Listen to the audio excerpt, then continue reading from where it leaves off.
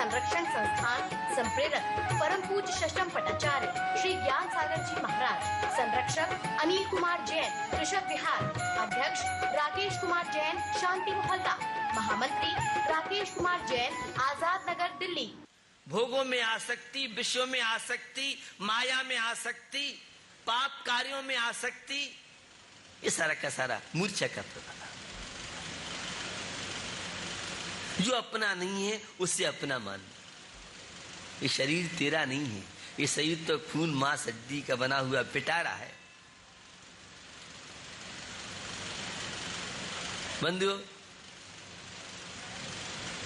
अमूल्य जीवन मिला है तो ज्ञानी बनने के लिए मिला है, बहिरात्मा से अंतरात्मा बनने के लिए मिला है, एक इंसान बनने के लिए मिला है, परमात्मा बनने के लिए मिला है, सुख और शांति पाने के लिए। यह है नर चिराग। आसक्ति जीने नहीं देती। जितनी ज्यादा मूर्छा होगी उतनी ज्यादा बेहोशी होगी, और जितनी ज्यादा बेहोशी होगी उतनी अशांति जीवन। अशांति का संबंध मूर्छा से। मूर्छा जीवन में होगी तो आकुलता व्याकुलता होगी।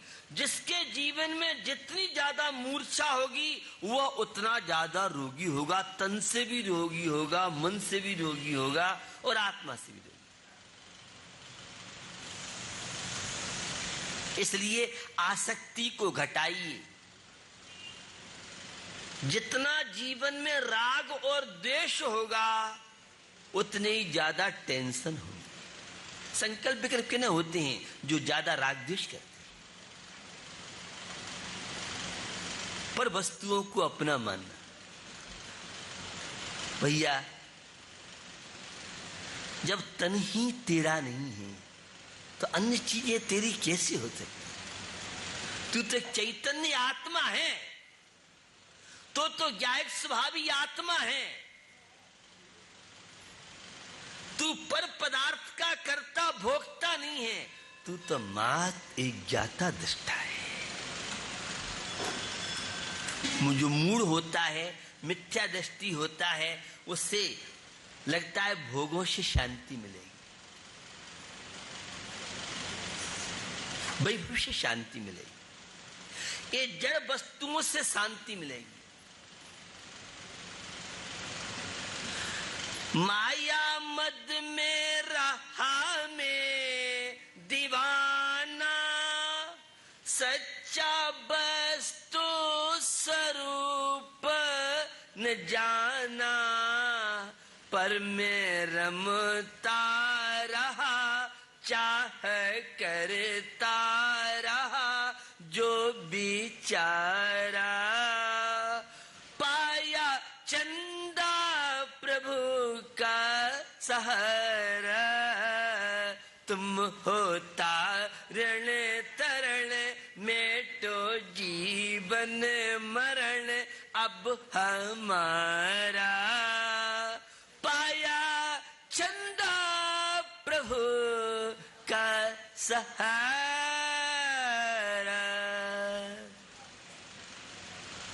परमात्मा के सामने पहुंच जाए। तुम हो तारण तरण मेटो जीवन, तुम हो तारण तरण भर दो संपदा से तिजोरी। ये स्तुति में क्यों नहीं बोलते हो? बोलते तो हो। तुम हो तारण तरण मेटो जीवन मरण, और सोचता है तिजोरी भरे, वैभव मिले, ये सांसारिक विभूति मिले। माया मद में रहा में दी, वैभव मिल जाता है, ये माया मिल जाती है, दो पैसे जेब में आ जाते हैं तो फूला नहीं समाता है। यह मोही प्राणी की दशा है, यह ज्ञानी प्राणी की दशा है। भैया, तेरे पास क्या माया है? भरत चक्रवर्ती से मिल, 6 खंड का अधिपति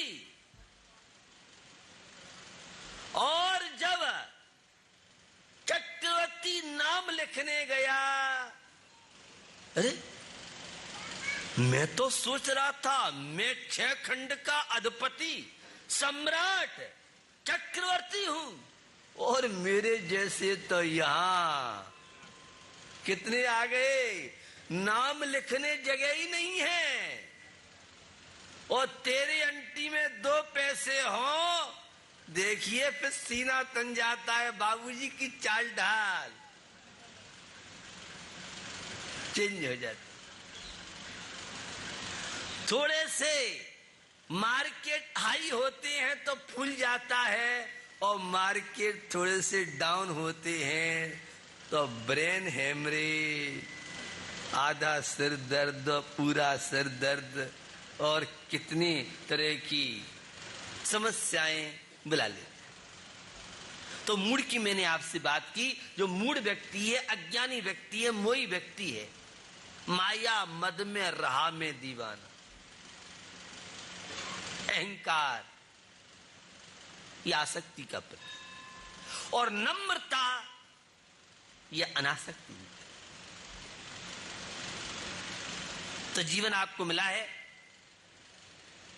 मूड से, बहिरात्मा से अंतरात्मा बनने का प्रयास कीजिए। ये जीवन बहुत अमूल्य है। और तीसरा है बंधुओं, चक्षुष्मान, जिसको सारा ये बाह्य जगत दिख रहा है, ये वैभव और ये सारे के सारे रूप रंग दिख रहे हैं, लेकिन अंदर का जो चैतन्य, जैक स्वभाव, जाता दृष्टा स्वभाव से जो निरंतर वंचित रहता है, लेकिन इस बाहर जगत से भी कुछ है। इन मूर्तिक पदार्थों से, इन जड़ द्रव्यों से हटकर के भी तेरी आत्मा चैतन्य है। आत्मा काला होता है, गोरा होता है, सांवला होता है। तो आध्यात्मिक जगत में रहने वालों से पूछो, भैया आत्मा कोई आकार नहीं है, रूप नहीं है, रंग नहीं है, आत्मा तो अमूर्तिक है। ये जो कुछ परिया दिख रही है, जो शरीर दिख रहा है, ये आत्मा नहीं है, इसके अंदर रहने वाला चैतन्य आत्मा है। और उससे अगर तू निहार लेगा तो फिर बंधुओं चौथी दृष्टि है, और वह है दिव्य चक्षुष्मान। शरीर अलग है, आत्मा अलग है। मैं अकेला आया हूं, अकेला जाऊंगा, यह भेद विज्ञान केवल ज्ञान बनाने में माध्यम का, तुम्हें पूर्ण सुखी दिव्य चक्षु बना सकती है। अंधे का कोई महत्व नहीं है। और मूढ़ व्यक्ति अनादिकाल से संसार यात्रा कर रहा है, और चक्षुष्मान बाही जगत में, बाही सौंदर्य में, इस बाही विभूति में लगा रहता है। दिव्य चक्षु अंतरात्मा परमात्मा के रहस्य को जिसने समझा है, ऐसा जीवन। और बंधुओं, जब जीवन में दिव्य चक्षुओं को स्थान मिल जाता है, सत्य का ज्ञान हो जाता है, परमात्मा से परिचय हो जाता है, सारा जीवन चेंज हो जाता है। धर्मात्मा का जीवन दिव्य चक्षु की यात्रा है, अधर्मात्मा का जीवन मूढ़ और चक्षुष्मान से गुजरता है। तो दिव्य चक्षु बनने के बाद बहुत तरह के रहस्य उद्घाटित जीवन में। अध्यात्म की यात्रा श्रावक के 6 आवश्यक कार्य जिस सदगस्त के जीवन में रहते हैं, जो परमात्मा की सच्चे दिल से भक्ति करता है, देव शास्त्र गुरु के पद चिन्हों पर चलना प्रारंभ कर देता है, परमात्मा की यात्रा का लक्ष्य जिसके जीवन में बन जाता है, ऐसे व्यक्ति के जीवन में समत्व का विकास हो जाता है। आपके जीवन में पग पग पे विषमता है, आपके जीवन में पग पग पर समस्या है, लेकिन समस्याओं के बीच में रह करके और समस्याओं की अनुभूति नहीं होना, इसका नाम है सम्यक दर्शन।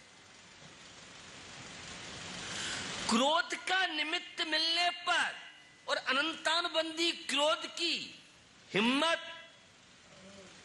उस सम्यक दर्शन के महल में प्रवेश करने की नहीं हो सकती। तो बंधुओं, समत्व माने समता। हर प्रकार की परिस्थिति में अपने आप को एडजस्ट करने की क्षमता का नाम सम्यक दर्शन। शास्त्रों की भाषा में स्वपर भेद विज्ञान, 7 तत्वों का सिद्धांत करना, 7 प्रकृतियों का उपसम आदि बहुत तरह की परिभाषा, तत्वा सिद्धानम सम्यक दर्शनम। लेकिन सामंजस्य, समदर्शिता, यह है दिव्य चक्षु, यह है भेद विज्ञान, यह है सम्यक दर्शन की स्थिति। अशुभ कर्म का उदय आने के बाद धर्मात्मा कभी भी टेंशन में नहीं आता है। नंबर 1 का धर्मात्मा। धर्मात्मा की भी क्वालिटियां हैं।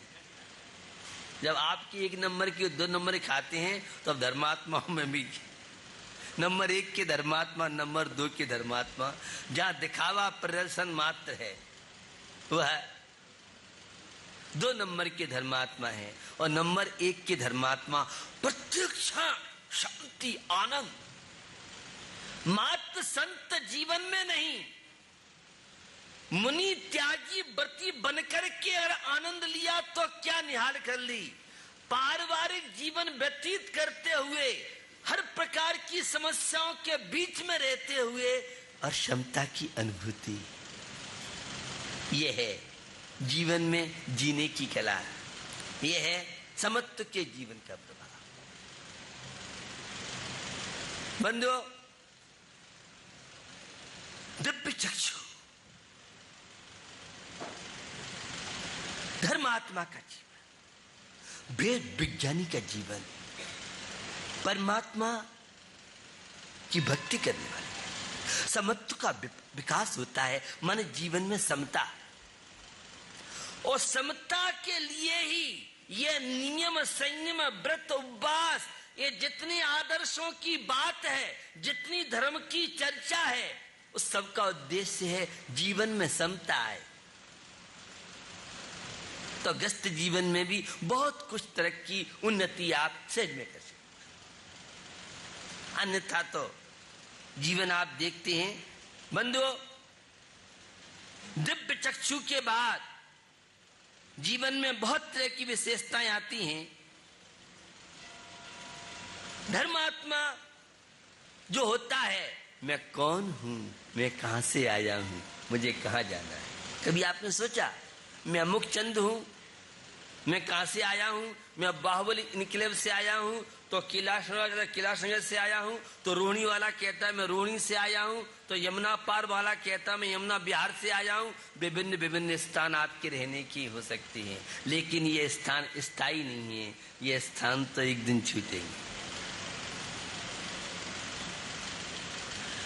तुम्हारी यात्रा निगोद से प्रारंभ हुई है और सिद्धालय तुम्हारी मंजिल है। तुम्हारा घर हेडक्वार्टर तुम्हारा सिद्धालय है। अभी तक तो हेडक्वार्टर निगोद में रहा।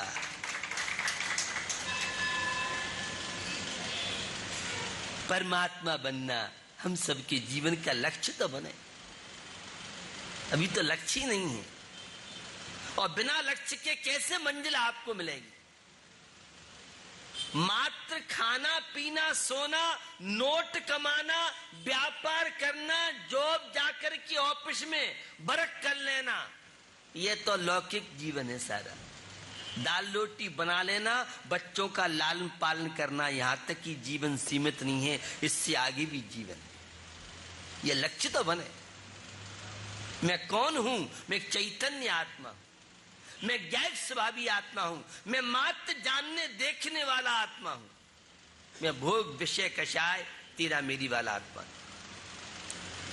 तो बंधुओं, जहां दिव्य चक्षु बनते हैं वहां पर किस तरह से जब ये विचार आए, मैं कौन हूं, मैं शरीर रूप नहीं हूं, मैं स्त्री रूप नहीं हूं, मैं पुरुष रूप नहीं हूं, मैं युवा रूप नहीं हूं, मैं युवती रूप नहीं हूं, मैं बुढ़िया नहीं हूं, मैं बुड्ढा नहीं हूं, ये तो सारे पर्याय जन खेल है। मैं तो एक जैक स्वभावी चैतन्य। अहंकार जीवन में किसका? कभी सोचा? ये पंक्तियां कभी कभी याद कर लिया करो। जननी उदर बसो नवमास, अंग सकुच थे पाई त्रास, निकसत जे दुख पाए घोर, तिनको कहते न आवे ओ। भैया 9 महीने माँ के उदर में कैसे गुजारे हैं। यहाँ तो लाइट चली जाए, एसी बंद हो जाए तो तड़पन शुरू हो जाती है, हाय गर्मी, हाय गर्मी। यहाँ तो गंदगी जरा सी पसंद नहीं है, स्मेल आती है तो आंख बंद करके दौड़ लगाता है।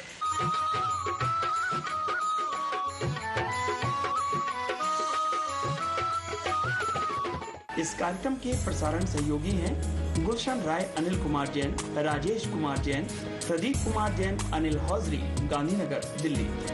Shri Ajay Kumar, Pradeep Kumar Jain, fit and fine T shirt, Gandhinagar, Delhi. Vinay Kumar